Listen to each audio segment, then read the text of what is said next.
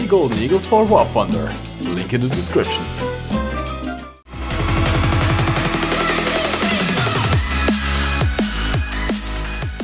Hello you sexy beasts, welcome back to War Thunder.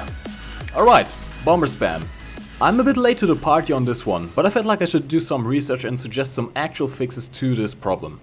Oh, wait. You don't know what I'm talking about? Alright, let's start from zero. Once upon a time, in a patch far, far away, the life of a bomber pilot in ARB looked quite a bit different. There were no bases for them to bomb, so all they could really hope to do is either go for the enemy airfield or try to hit small, moving targets from multiple kilometers away. They've also had a lot of damage model changes over the course of the game, constantly switching between being too strong and being literal XP piñatas. Now, at one point there was a big issue with American bomber spam just ending games rather quickly by Zerg rushing the airfield. Why American? Well, they simply had the best bombers. The B-17 had a better defensive armament and payload than mostly everything at that time, so it was a very popular grinder. To counter this issue, Gaijin introduced the bombing bases. Most maps have them now, and they ensure that the team can simply Zerg rush the airfield, whilst at the same time giving them something else to bomb and get RP out of. Win-win situation. And that was fine. Now, over time and due to multiple complaints by fighter pilots who didn't know how to engage a bomber, this class of aircraft turned rather frail. Oftentimes, you couldn't survive a single pass from any kind of fighter, and flying bombers became rather obsolete. The issue here was that bombers had to cross the map before being able to drop their bombs, and if they got shot down beforehand, they wouldn't gain anything. This made it a rather frustrating job. Fast forward a couple of patches and we saw the introduction of a new heavy bomber, the B-29. This beast featured less defensive MGs than the B-17s, 1050 calls compared to the B-17G's 13, but it had a much higher payload. Whilst the B-17 could only carry a maximum of 8,000 pounds, which was enough to take out 2.5 bases, the B-29 could carry a massive 18,000 pounds in 1,000 pounder bombs. If you went for the 500 pounder option, which isn't as effective at taking out bases but allows you to carpet bomb a tank column, you even got a total of 20,000 pounds worth of bombs. That's 2.5 times the maximum payload of the B-17. Of course, this caused a revival of the bomber spam, but it quickly died off since bombers was still a rather easy target to bring down. And then everything changed when patch 1.59 attacked. Patch 1.59 saw two major changes affecting all bombers: spawn altitude and damage model / bullet damage. All of a sudden, the newly categorized long-range bombers B-17 and B-29 would spawn at 40 km altitude. This allowed them to, most of the time, reach their bombing targets unharmed, since barely any fighter could even get up to their altitude in time, let alone put themselves in a decent assault position. On top of that, bullet damage was also reduced across the board, and our damage models were buffed to the point that bombers became incredibly tanky. Within the patch, B-29s went from being paper aircraft that got hit by a couple of 20mm shells and burned to death, to sky Mäuse that survived entire ammunition loads of 30mm cannons armed aircraft specifically designed to take them out. It was pure and utter chaos. Of course, players being the assholes that they are, didn't take long to start abusing the system. Since there was no real limit to how many bombers could be on any given team, you would see matches completely populated with bombers, with maybe 1 or 2 fighters. This resulted in 2 or 3 players on each team actually getting points, and the rest wasting their time. Not to mention matches ending in less than 10 minutes every time. And this was the point where ARB pretty much died. There was just no point in flying anything but a bomber anymore. Since then, we saw the spawn altitude of long-range bombers reduced from 40 km down to 3.5 km, the number of bombers limited to 4 per team, and the hit points of airfields increased. But still, we regularly see bomber spam ending games in 7 minutes. Now, the main culprits you see time and time again are the American B-17 and B-29, as well as the newly introduced Soviet Tu-4. But what about other nations? Why do we rarely see Lancaster spam or G8N1 spam? Well, let's take a look at the stats of these bombers. Let's start out with the B-17G. This aircraft sits at 6.0 and features a total defensive armament of 13 50 caliber machine guns. Before we head to the payload, let me enlighten you on the differences and properties of bombs. In terms of how damage to bases and airfields is calculated, 1000 pound bombs are equal to 500 kilogram bombs, 2000 pound bombs are equal to 1000 kilogram bombs, and so on. This is important in determining the ideal bomb load to take out the bases. A bombing base takes a total of 1500 kilograms or 3000 pounds worth of bombs to take out. Now, this varies a little bit on the lower end, with you needing about 8 500 pound bombs instead of the predicted 6, but since this relation holds true to anything bigger than 1000 pounder bombs, it's not really an issue. Alright, with that out of the way, let's look at the B-17's payload then. On the top end, you have a choice between 8 1000 pounder bombs or 4 2000 pounder bombs, both equaling to a total of, you guessed it, 8000 pounds or 4000 kilograms. Now, since you need to meet that 3000 pound threshold to destroy a base, it's better to take the 1000 pounder bombs in order to be more efficient. So, with 8000 pounds at your disposal, you can take out a total of 2 2/3 of a base. Or, in this case, of all the mini bases. This means that a single B-17 cannot take out all 3 bases without rearming. So, how many do you need to take out all the bases and the airfield? Now, keep in mind that the stat sheet might be a bit outdated since the airfield RP has been buffed since. But since it only takes 2 TU4s to take one out, and for the sake of argument, let's pretend the airfield HP are still the same. So, according to the stat sheet, you need 30 to 32 1000 pounder bombs to take out an airfield. So, together with the mini bases, you need a total of 49 to 51,000 pounds worth of bombs to win the match. That equals to a need of 7 B-17s. As you can see, that's more than can be in any given game, and as such the B-17 really isn't that big of a threat. Now, if you use 2000 pounder bombs, the number needed to destroy an airfield is drastically reduced to 3 B-17s. But since the fourth one still can't take out the 3 mini bases by himself, it still isn't quite enough. Alright, let's move on to the B-29 then. The B-29 sits at 6.3, has 10 50 caliber machine guns and a bomb load of 18,000 pounds in 1000 pound bombs. This means that a single B-29 can take out all 3 bases and still have more bombs left than a single B-17 going straight for the airfield. So, running our calculations, you need a total of 3 B-29s to win a match in one pass. As you can see, even if one of the 4 bombers is shot down, the other 3 can still easily end the game. And keep in mind that this thing is also faster than the B-17. Sounds a lot more menacing, doesn't it? Well, you see nothing yet. I present to you the TU-4. This beast has a total of 10 23mm cannons and a maximum bomb load of, get this, 24,000 pounds. That's 8 1500 kilogram bombs. Each TU-4 can drop a single bomb on each airfield base, well not airfield base but mini base, and still have 5 left for the airfield. Oh, and since these are 1500 kilogram bombs, which are equal to what a 3000 pound bomb would be like, you'd also need substantially less to take out an airfield. Now, we don't have any specific numbers here, but let's give it a generous guess and say that you need 10 of these bombs to take out the airfield. That means that 2 TU-4 can both drop a bomb each on each mini base and still have enough left over to take down the airfield. Combine this with it being rather fast and having deadly defensive armament, and you've got yourself an auto-win machine. Now, the TU-4 when it was first introduced was at battle rating 6.3, just like the B-29.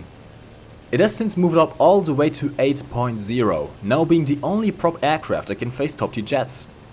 However, the battle rating this aircraft is put at is completely irrelevant to the problem, when even top tier jets are going to have a hard time climbing up in time and taking at least 3 bombers down before they drop their bombs.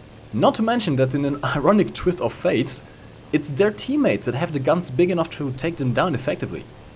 Sabres armed with 50 caliber M3s are woefully under-equipped to actually take down even one of these beasts. And the 20mm cannons on stuff like the Meteors, the F2 Sabre and the Panthers, and so on, are still mostly ineffective.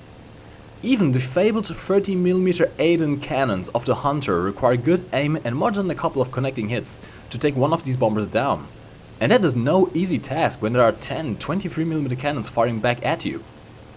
As a consequence, in most battles the player doesn't even bother going after them, and just accepts that they are going to automatically lose whenever they face a Soviet team. But why is it only these 3 aircraft that the player base complains about? Why do we rarely see other nations represented? It's quite simple really. Let's start out with the Brits. The British players get access to the Sterling and the Lancaster. The Sterling sits at 5.3 and has a decent bomb load of 9 1000-pound bombs. Again, as with the B-17, it's not quite enough to win the game by itself. The Lancasters look a little bit better, with a choice of 14 1000-pounder bombs. That's enough for all four of them being able to take out all the bases and the airfield. The Lancasters also get access to 2 4000-pound bombs, which could reduce that number even further. The reason nobody flies them is their absolutely terrible defensive armament. In the case of the Sterling, you only get 6 to 7 7.7mm machine guns, depending on the variant. The Lancaster only has 3 turrets, either with 6 7.7mm machine guns or 2 50 cals and 2 7.7mm. As you can see, even with their altitude advantage, these aren't really threats to enemy fighters. What about the Germans? A quick look at the research tree would reveal that they don't really have any long-range bombers, but they actually do have one, the Focke-Wulf 200.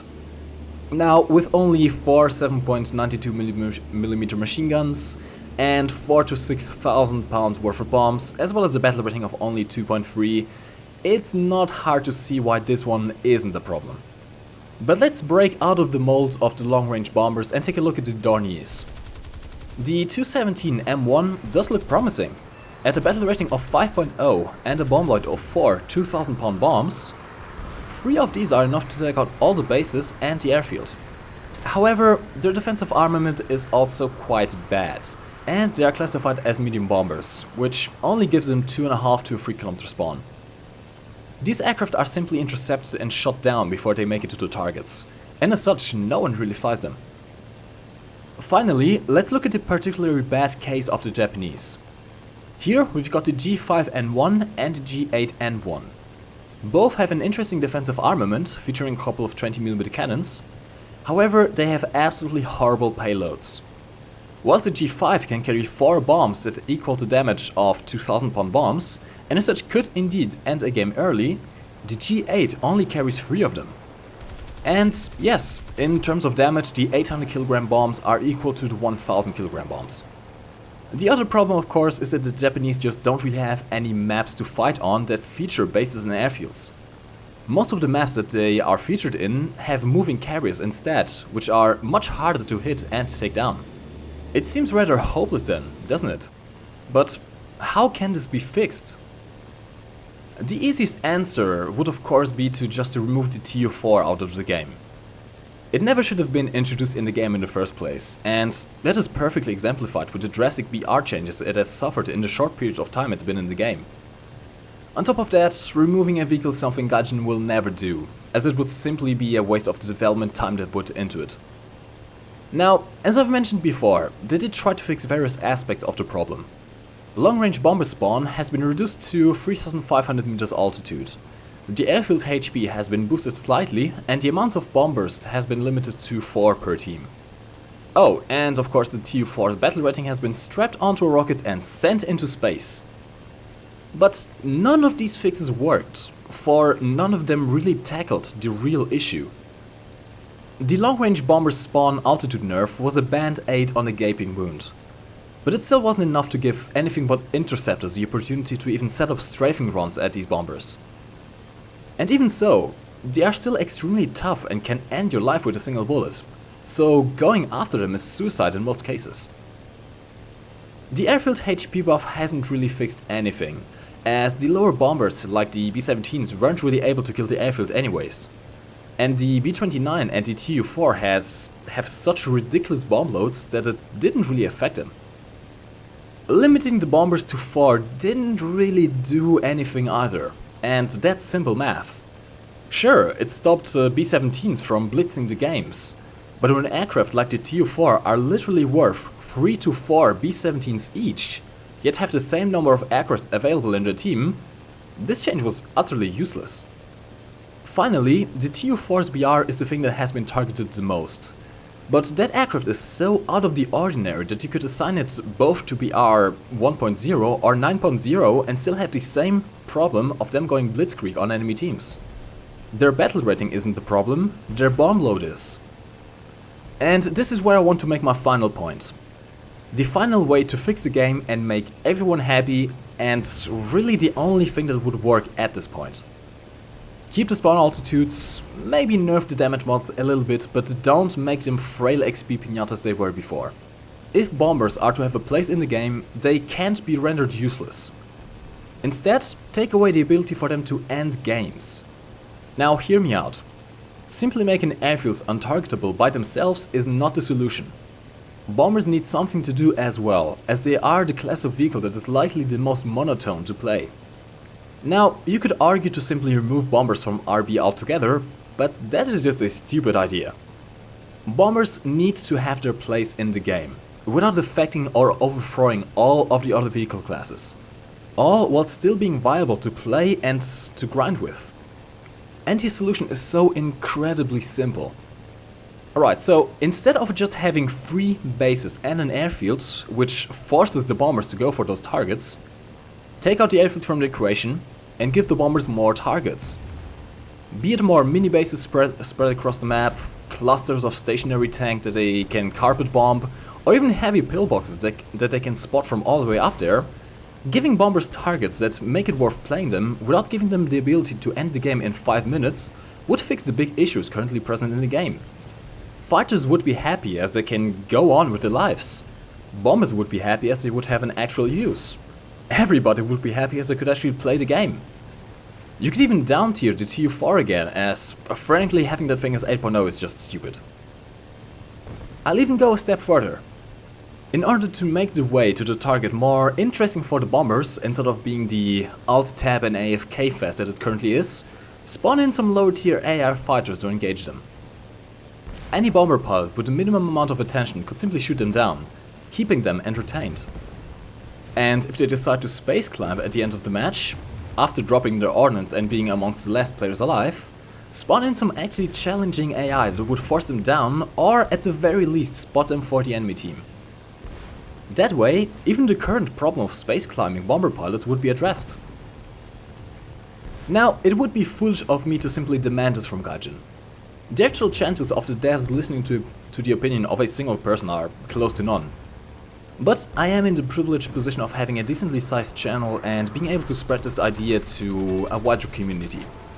And that community is every single one of you listening to this video. As such, I ask of you to do 2 things.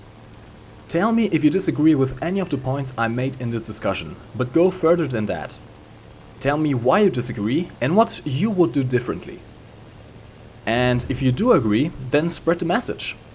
As I said, I am just a single player with an idea, but if even a couple of players have the same one, it suddenly becomes much louder. Now, I'm not asking you to post this video itself, but feel free to use it as a reference to post your own ideas to Reddit, live.warthunder and the forums. Let's fix the game. That was quite a bit longer than I expected at first. I hope to Gaijin that I talked about everything that I wanted to talk about.